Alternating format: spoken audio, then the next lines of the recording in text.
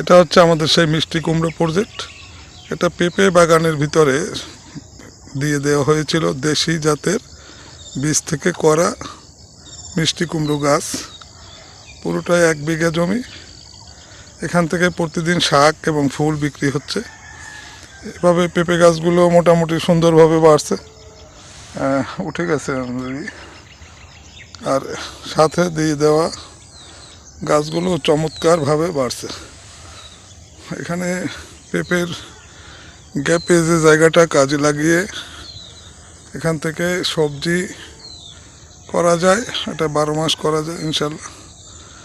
একটু চেষ্টা করলে সবাই আমরা স্বাবলম্বী হতে পারি। একটা ফসলকে 3-4টা স্তরে যদি একটা বাগানকে নিয়ে যাওয়া যায়, একটা ফসলের যে গ্যাপ, এটা কাজে লাগিয়ে 3-4 ধরনের সবজি করলে টিকে থাকা সহজ।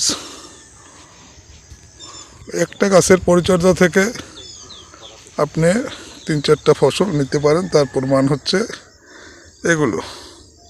প্রতিটি বাগানকে আমরা 3 থেকে 4 স্তরে রূপান্তর করি এবং এখান থেকে একটা প্রতিদিন চলমান থাকার জন্য আমাদের স্টাফ খরচ এখান থেকে প্রায় এসে যায়।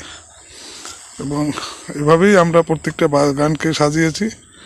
প্রতিটি বাগান এভাবেই সেজে আছে।